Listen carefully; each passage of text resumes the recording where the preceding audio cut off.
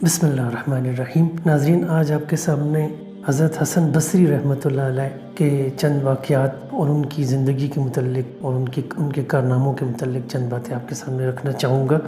حضرت حسن بصری رحمۃ اللہ علیہ ایک جلیل القدر تابعی تھے اور یہ ام المومنین سیدہ ام سلمہ رضی اللہ عنہا کی ایک کنیز خیرہ کے بیٹے تھے اور ان کے والد کا نام یسار تھا، اسی لیے یہ حسن بن یسار کہلاتے تھے اور جو بعد میں حسن بصری کے نام سے مشہور ہوئے۔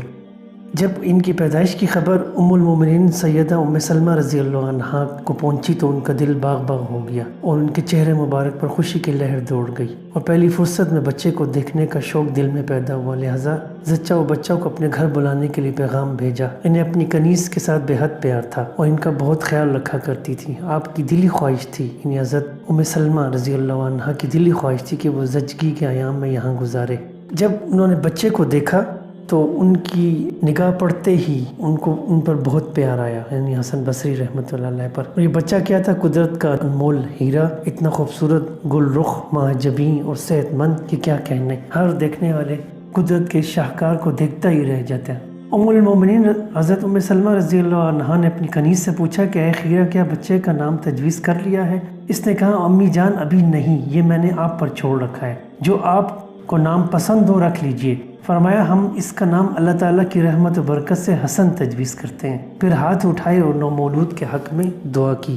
حضرت حسن کی پیدائش سے صرف ام المومنین سیدہ ام سلمہ رضی اللہ عنہا کا گھر ہی خوشیوں کا گہوارہ نہ بنا، بلکہ مدینہ منورہ کا ایک اور گھرانہ اس خوشی میں برابر کا شریک ہوا، اور وہ تھا کاتب وحی سیدنا زید بن ثابت رضی اللہ عنہ کا گھرانہ۔ وہ خوشی میں اس لیے شریک تھے کہ نومولود کا باپ یسار، یعنی حضرت حسن کے والد یسار، ان کا غلام تھا، حضرت زید بن ثابت کا، اور ان کے دل میں اپنے غلام کی بڑی عزت تھی اور اسے قدر کی نگاہ سے دیکھتے تھے۔ حسن بن یسار، جو بعد میں حسن بصری کے نام سے مشہور ہوئے، رسول اقدس صلی اللہ علیہ وسلم کے گھر میں آپ کی زوجہ محترمہ ہند بنت سہیل کی گود میں پرورش و تربیت پائی، جو ام سلمہ رضی اللہ عنہا کے نام سے مشہور تھیں۔ سیدہ ام سلمہ رضی اللہ عنہا عرب خواتین میں سب سے بڑھ کر عقل مند، سلیقہ شعر، محتاط، حساس اور پیکر حسن و جمال اور صاحب فضل و کمال تھی۔ علم و ہنر، تقوی و خشیت میں ممتاز مقام پر فائز تھی۔ آپ سے 387 احادیث مروی ہیں۔ زمانہ جاہلیت میں آپ کا شمار ان نادر خواتین میں ہوتا تھا جو لکھنا جانتی تھیں۔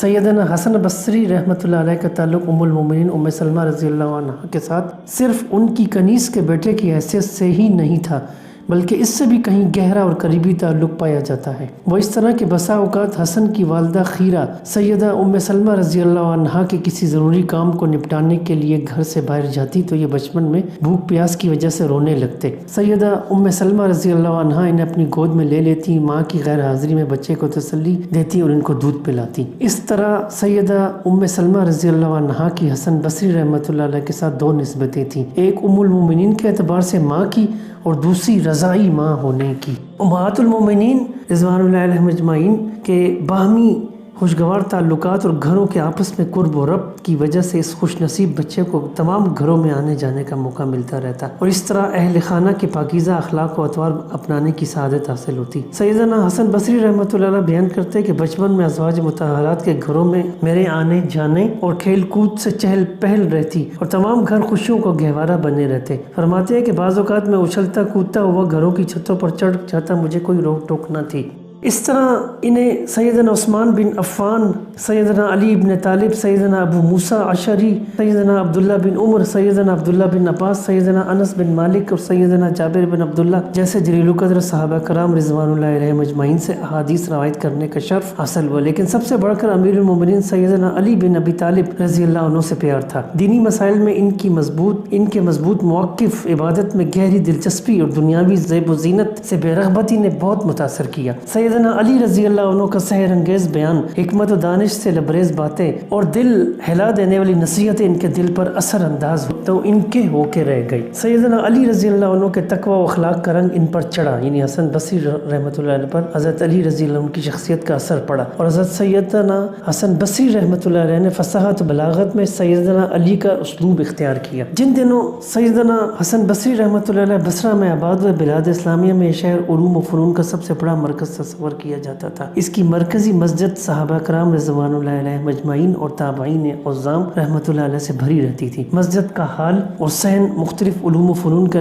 حلقہ درس سے آباد تھا۔ سیدنا حسن بصری رحمۃ اللہ علیہ امت محمدیہ کے جید ممتاز عالم دین مفسر قرآن کریم سیدنا عبداللہ بن عباس رضی اللہ عنہ کے حلقہ درس میں شامل ہوئے اور ان سے تفسیر، حدیث اور تجوید کا علم حاصل کیا۔ فقہ، لغت اور ادب جیسے علوم و دیگر صحابہ رضوان اللہ اجمعین سے حاصل کیے، یہاں تک کہ ایک راسخ عالم دین اور فقیہ کے مرتبہ کو پہنچے۔ علم میں رسوخ کی وجہ سے عام لوگ دیوانہ وار ان کی طرف متوجہ ہوئے۔ لوگ ان کے پاس بیٹھ کر خاموشی سے ایسے مواعظ سنتے جن سے پتھر دل بھی موم ہو جاتے اور گناہگار آنکھوں سے آنسو ٹپک پڑتے۔ آپ کی زبان سے نکلنے والے حکمت و دانش کی باتوں کو لوگ سرمایہ حیات سمجھتے ہوئے اپنے دلوں پہ محفوظ کر لیتے اور آپ کی قابل رشک سیرت کو اپنانے کے لیے ہر دم کوشاں رہتے۔ جب حجاج بن یوسف ثقفی عراق کا گورنر بنا، اس نے اپنے دور حکومت میں ظلم و تشدد کی انتہا کر دی، تو سیدنا حسن بصری رحمۃ اللہ علیہ ان چند اشخاص میں سے ایک تھے جنہوں نے اس کی سرکشی اور ظلم و جور کو آگے بڑھ کر روکا، اس کے برے کارناموں کی ڈٹ کر مخالفت کی اور حق بات ڈنکی کی چوٹ پر اس کے منہ کے سامنے کہی۔ حجاج بن یوسف نے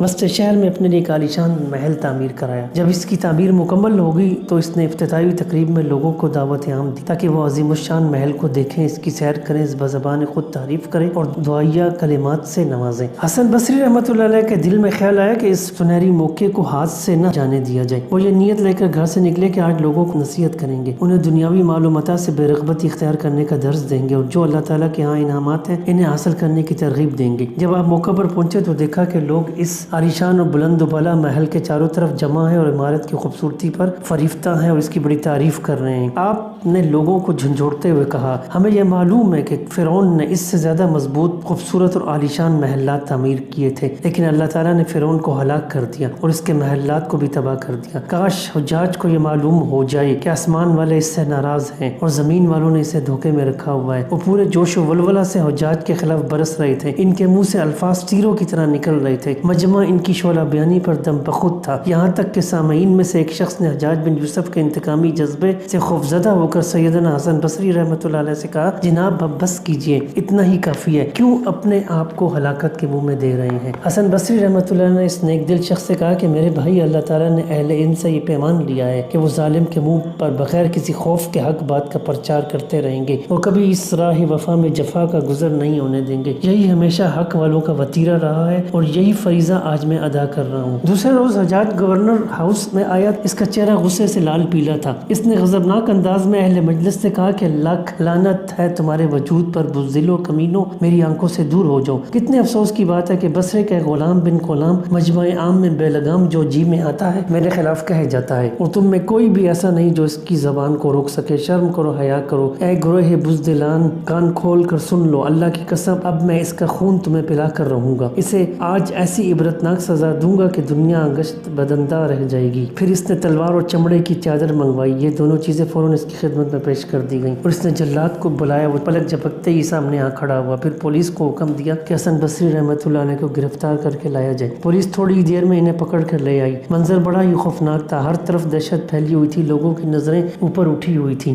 ہر شخص مغموم تھا، دل کانپ رہے تھے۔ جب سیدنا حسن بصری رحمۃ اللہ علیہ تلوار، جلاد اور چمڑے کی چادر کو دیکھا تو وہ زیر لب مسکرائے اور کچھ پڑھنا شروع کر دیا۔ جب حجاج کے سامنے آئے تو ان کے چہرے پر مومن کا جاہ و جلال، مسلمان کی شان و شوکت اور مبلغ کی آن بان کا عکس سے جمیل نمایاں تھا۔ جب حجاج بن یوسف نے ان کی طرف دیکھا تو اس پر ہیبت طاری ہو گئی، انہیں حجاج پر ہیبت طاری ہو گئی، غصہ کافور ہو گیا اور وہ بڑی دھیمی آواز میں کہا کہ ابو سعید، میں آپ کو خوش آمدید کہتا ہوں، آئیے تشریف رکھیے، میرے قریب بیٹھیں۔ آپ بیٹھنے لگے تو کہا ذرا اور قریب ہو جائیں، یہاں تک کہ اسے اپنے ساتھ تخت پر بٹھا لیا۔ لوگ یہ منظر حیرت، استیعاب اور خوف کے ملے جلے جذبات سے دیکھ رہے تھے۔ جب سیدنا حسن بصری رحمۃ اللہ علیہ بڑے اطمینان سے تخت پر بیٹھ گئے تو حجاج نے ان سے دینی مسائل دریافت کرنا شروع کر دیے۔ سیدنا بصری ہر سوال کے جواب بڑی دلجمی، سحر بیانی اور عالمانہ انداز میں دیتے رہے۔ حجاج بن یوسف ان کے جوابات سے بہت متاثر ہوا اور کہنے لگا کہ ابو سعید، تم واقعی علماء کے سردار ہو۔ پھر قیمتی عطر منگوایا اور ان کی داڑھی کو محبت بھرے انداز میں لگا کر الوداع کیا۔ جب سیدنا حسن بصری رحمۃ اللہ علیہ دربار سے نکلے تو حجاج کا دربار